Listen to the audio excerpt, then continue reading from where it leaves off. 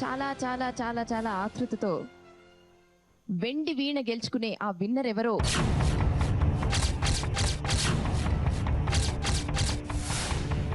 చెప్తారేమో అని చెప్పి వెయిట్ చేస్తూ ఉన్నారు.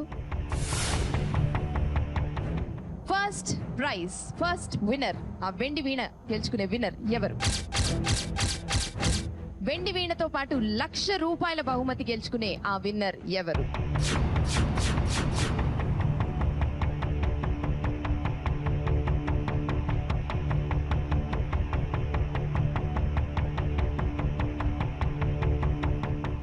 మరి చంద్రబోస్ గారు, ఆ ఫైనల్ విన్నర్, ఫస్ట్ ప్రైజ్ గెలుచుకున్న విన్నర్ ఎవరు? ఇక్కడ ఒక విచిత్రమైన పరిస్థితి నెలకొంది. ఏంటంటే మొదటి బహుమతి ఇద్దరికి వచ్చిందమ్మా. ఎందుకంటే ఇద్దరూ చక్కగా పాడారు, చాలా అద్భుతంగా పాడారు, ఎవరు తక్కువగా పాడలేదు, ఇద్దరు సమానంగా పాడారు. కాబట్టి ఇద్దరిని మొదటి బహుమతికి అర్హులుగా ఎంపిక చేశాం. ఆ ఇద్దరు ఎవరంటే ఒకరు అభిరామ్, మరొకరు సీత.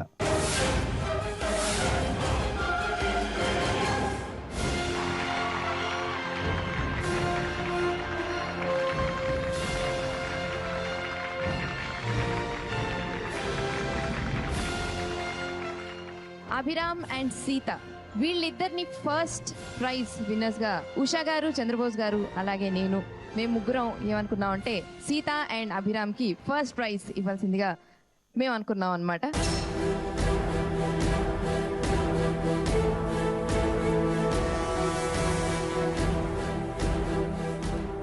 పాడగానే అయిపోదు, మార్కులు నా దాకా వస్తాయి కదా, అప్పుడు చెప్తా. పారిశ్రామికవేత్త మంగమ్మ గారు కూడా ఇక్కడ ఉన్నారు, ఆవిడ కూడా జడ్జ్మెంట్ లో పాల్గొంటున్నారు కాబట్టి. సో మరి మంగమ్మ గారు, మీరు వీళ్ళిద్దరిలో ఎవరికి ఓటేస్తారు?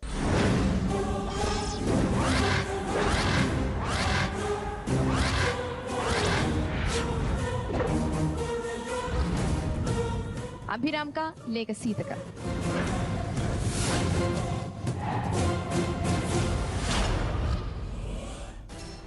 ఈవిడ సీతకి ఎందుకు మార్కులు ఇస్తుంది? ఆ అబ్బాయి కంటే మన సీతే బాగా పాడింది కదండి. ఎంత బాగా పాడినా సీతని గెలవనివ్వదు.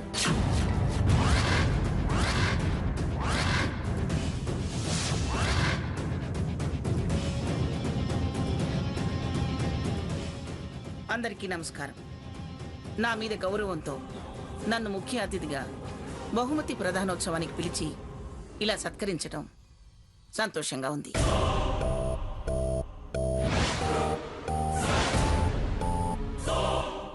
ఇకపోతే ఇందాక న్యాయ నిర్ణయిత చెప్పినట్టు అందరూ బాగా పాడారు. కొందరి స్వరంలో కొంచెం గర్వం తొంగి చూసింది.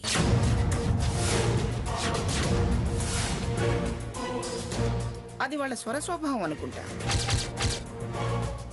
అది సరి చేసుకుంటే మంచి భవిష్యత్తు ఉంటుంది. ఇక ఇప్పుడు 1వ స్థానంలో ఎవరు నిలిచి ఉన్నారన్నది నా మార్కుల మీద ఆధారపడి ఉంటుంది.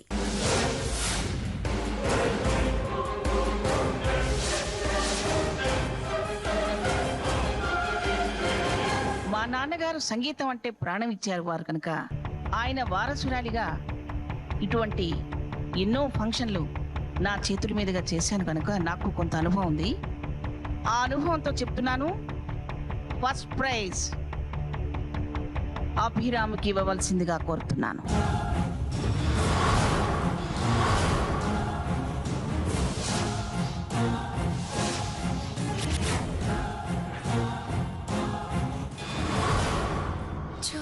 ఎన్నో ఆశలు పెట్టుకుని ఇక్కడికి వచ్చాను, అంతా తలకిందులైపోయింది. ప్రైజ్ మనీ వస్తే ఆషాఢం పట్టి తెప్పిద్దాం అనుకున్నా. ఓకే, సో మరి మంగమ్మ గారు అభిరామ్కి ఓటేశారు. కానీ ఈ ముగ్గురు జడ్జిలే కాకుండా ఇంకొకళ్ళు కూడా జడ్జిమెంట్ చేస్తున్నారనమాట.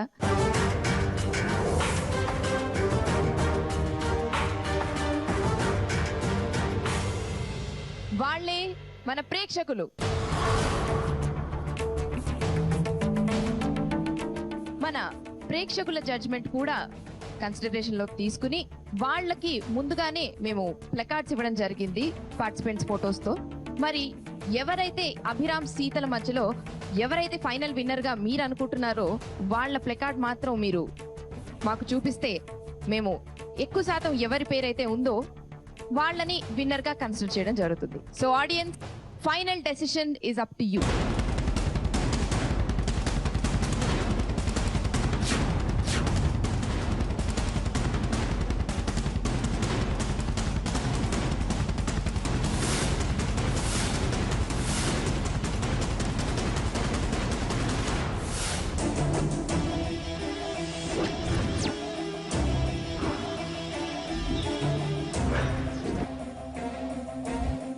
సీత గెలవడానికి వీల్లేదు.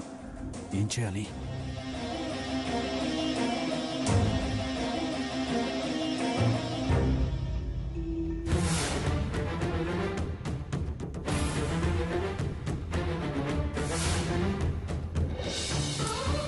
వీళ్ళేంటి?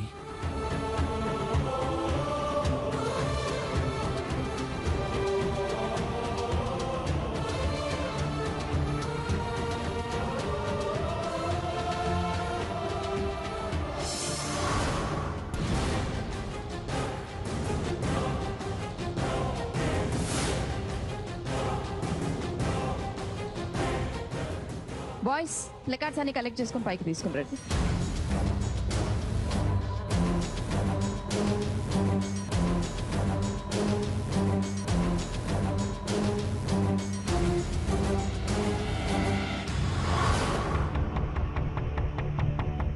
సార్, మరి ఆడియన్స్ సెలెక్ట్ చేసిన పార్టిసిపెంట్స్ ప్లెకార్డ్స్ అన్ని మీ దగ్గర ఉన్నాయి.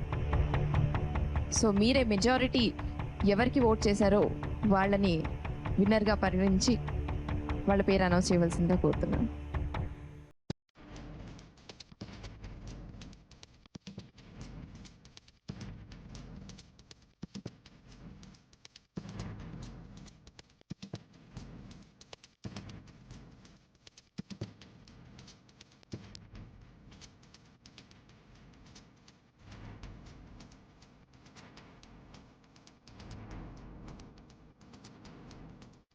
సీతకొచ్చిన కార్డులు 50,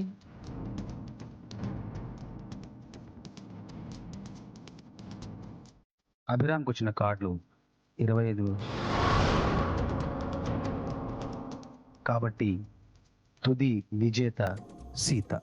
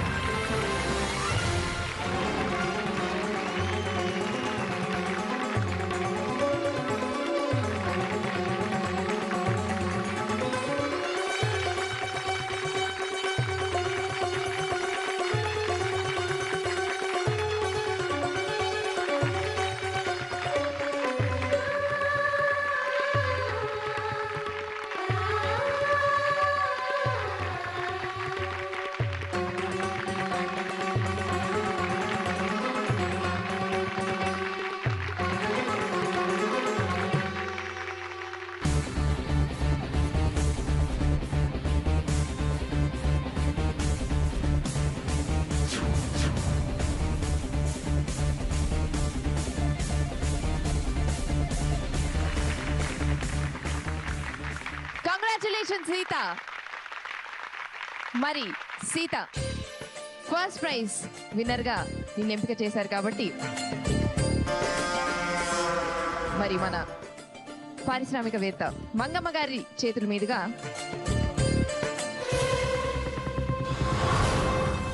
ఆ 1,00,000 రూపీస్, ₹1,00,000, అలాగే వెండి వీణ, ఈ రెండు ఆవిడ చేతుల మీదుగా మీరు అందుకోవాల్సిందిగా కోరుతున్నాను.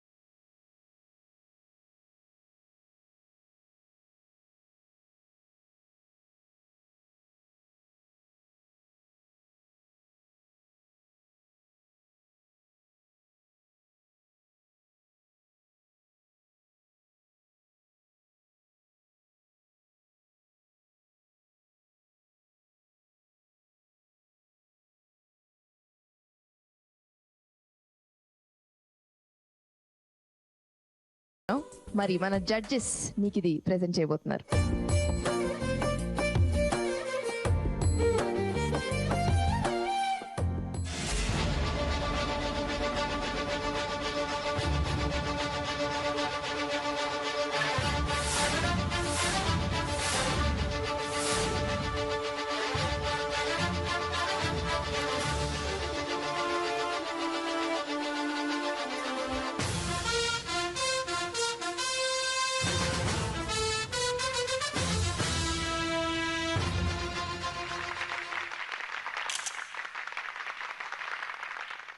భగవంతుడా, సీతగారిని గెలిపించి నా కోరిక తీర్చావు. సీతగారి మనసు మార్చి మా పెళ్లి కూడా చక్కగా అయ్యేటట్టు చూడు.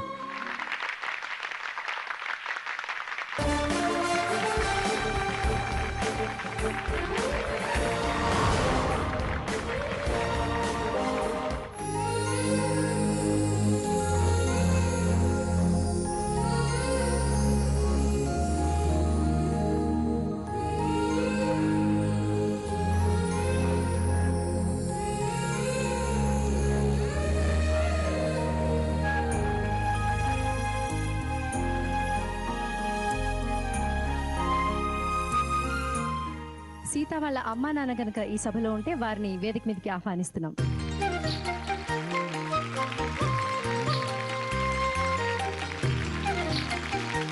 అమ్మా నాన్న రండి.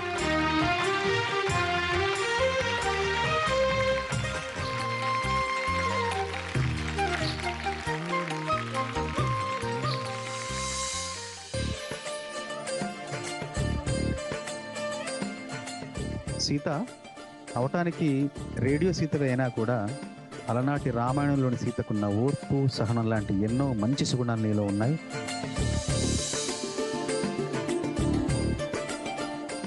నిన్ను కన్న తల్లిదండ్రులు ఎంతో గొప్పవాళ్ళు. అట్లాగే నీకు కాబోయే ఆ రాముడెవరో కానీ నిజంగా అదృష్టం సీత.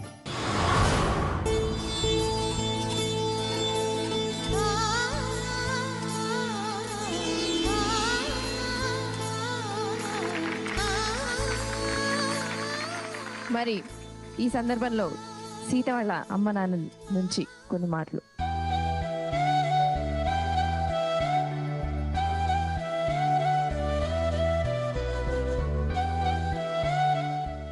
మేము ఏ జన్మలో చేసుకున్న సుకృతమో సీతమ్మ మా అమ్మాయిగా పుట్టింది.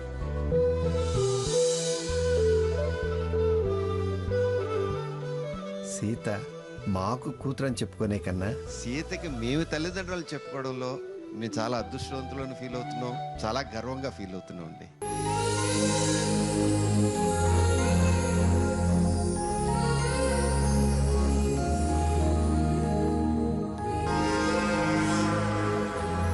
సీత మాకు కూతురని చెప్పుకునే కన్నా సీతకి మేము తల్లిదండ్రులు చెప్పుకోవడంలో మేము చాలా అదృష్టవంతులను ఫీల్ అవుతున్నాం, చాలా గర్వంగా ఫీల్ అవుతున్నాం అండి.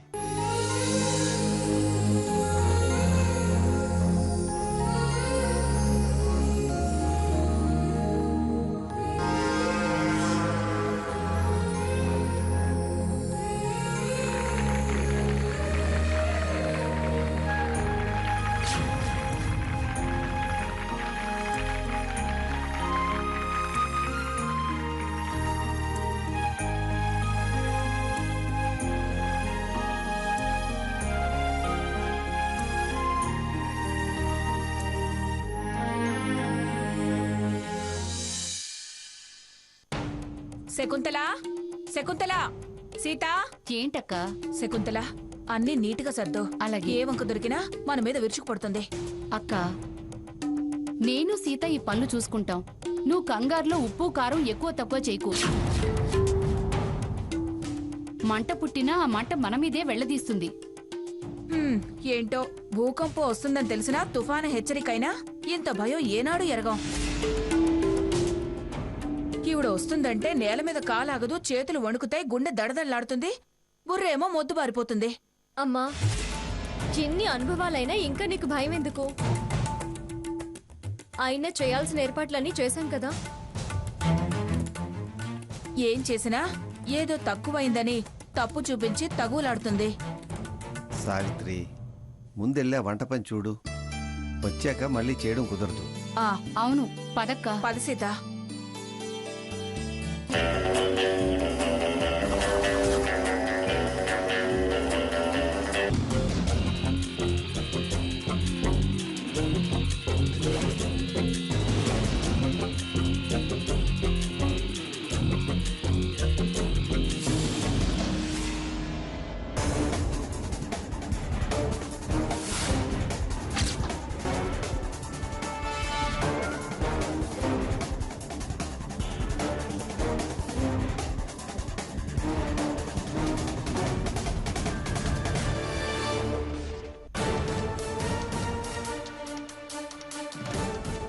ఏమిటి ఎవరు ఉలుకు పలుకు లేకుండా మాట్లాడకుండా మౌనవ్రతం పాటించినట్టు అలా ఉన్నారు?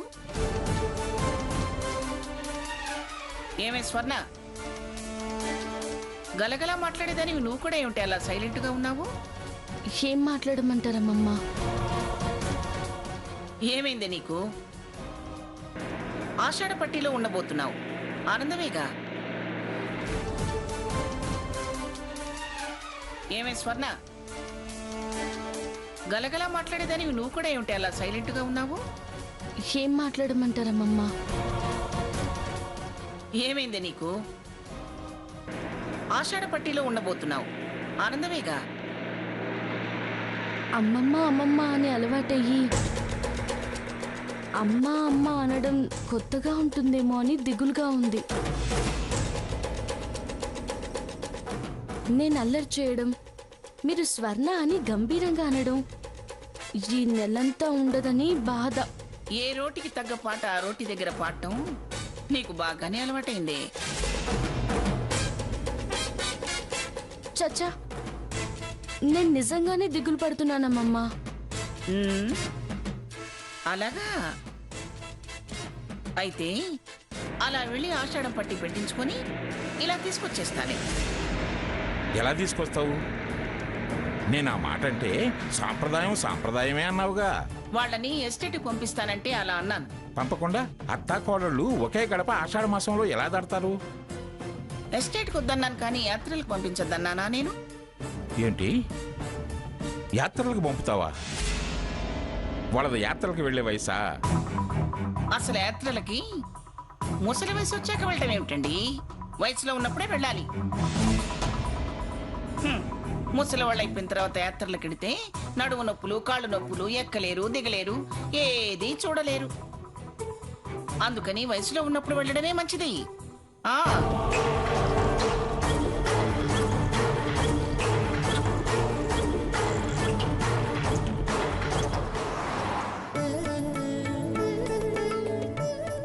రండి. నమస్కారం అమ్మా.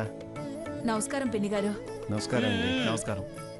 కూర్చోండి కూర్చోండి సార్. కూర్చో స్వర్ణ, కూర్చో.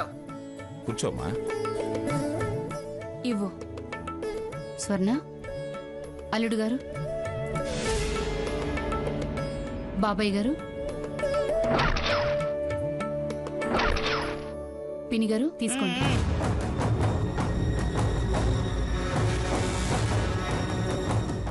ఎక్కడుంది ఇది? కనిపించట్లేదు.